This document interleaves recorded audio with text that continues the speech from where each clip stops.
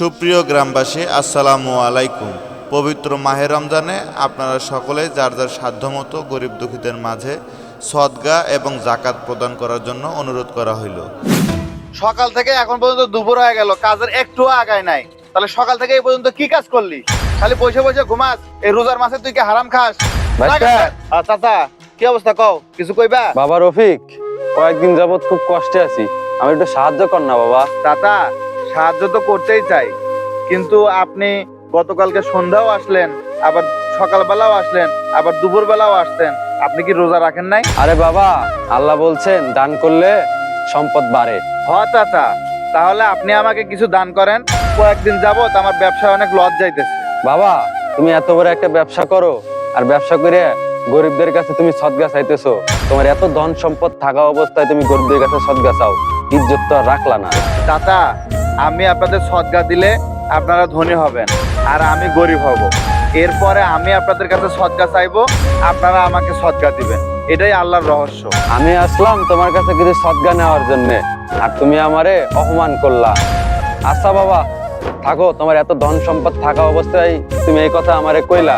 আচ্ছা থাকো, আর দোয়া করি তোমাদের ধন সম্পদ আরো বেশি বেশি করে দেয়। যান যান যান। এই কাজটা ভালো করে কর।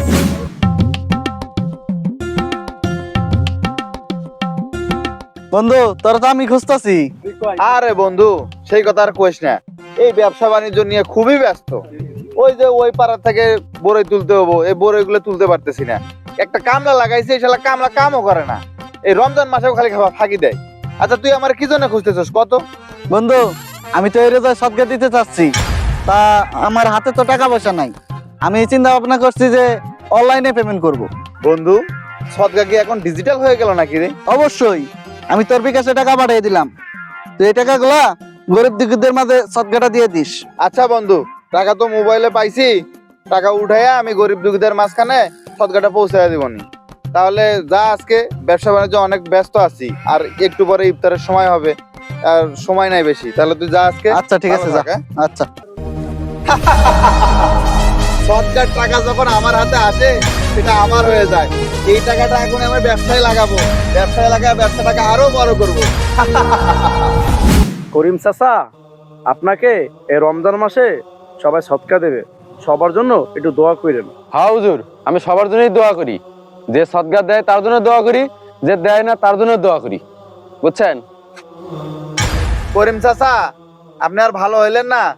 শেষ মেশে হুজুরের কাছেও আপনি সদকা চাইতে আসছেন। রফিক ভাই, সদকা মানে শুধু টাকা না, খাবার, কাপড়, এমনকি একটা ভালো কথা বলো একটা সদকা।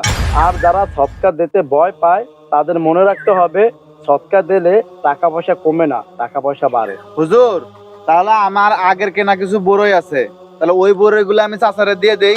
রফিক ভাই, সদকা মানে ভালো কিছু দান করা, যা আপনি নিজেও খেতে পারেন। বাসি বা নষ্ট কিছু সদকা দিলে তাতে বরকত হয় না, সদকা ভালো জিনিস দিতে হয়। আচ্ছা হুজুর, তাহলে আমার বাগান থেকে কিছু বড়ই ছিঁড়ে দেই, আর এটাই শর্ত হলো চাচা সেই বড়ই খেয়ে প্রমাণ দিবে বড়ইটা ভালো না খারাপ। আরে বেটা, তুমি সদগা দিতেছো না আমার খাবার টেস্ট করাইতেছো? রফিক ভাই, আপনার কথা শোনার পর আমার হাসাইতে আছে। তাহলে শোনেন, সদকা সঠিকভাবে দিতে হয়, আর সঠিকভাবে দিলে সম্পদ কমে না, সম্পদ আরো বাড়ে আল্লাহ তাআলার রহমতে। হুজুর, আমি আপনার কথা বুঝতে পারছি। আর চাচা, আমি না বুঝে আপনার সাথে অনেক খারাপ ব্যবহার করছি এবং অনেক বড় বড় কথা বলছি। চলেন বাড়িতে, আমি আপনার জন্য কিছু সৎকা রাখছি, এটা আমি আপনাকে দেব। চলেন হুজুর, তাহলে যাই। আচ্ছা যাও, আসসালামু আলাইকুম।